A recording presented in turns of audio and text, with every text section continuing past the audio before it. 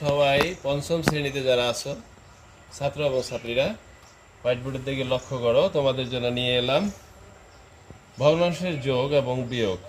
এটা যোগ, আমরা যোগ করব। ভগ্নাংশের প্রথম কাজ হলো যদি কোনো মিশ্র ভগ্নাংশ থাকে সেখানে ভেঙে ফেলতে হবে, অর্থাৎ 2 9 যোগ 9 দিয়ে 1কে গুণ করতে হবে, 9 1 9, 7 যোগ করতে হবে, তাহলে 16 নিচে 9। এখন আমরা লসাগু বের করব। 9 এবং 9 এর লসাগু 9। 9 দিয়ে 9কে যদি আমরা ভাগ করি তাহলে 1। 1 দিয়ে যদি 2কে গুণ করা যায় তাহলে 2, যোগ 9 দিয়ে 9কে ভাগ করলে 1।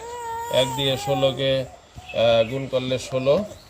16 2 18, নিচে 9, এখানে 18, যেহেতু লব বড় 9 দুগুণ 18, উত্তর 2।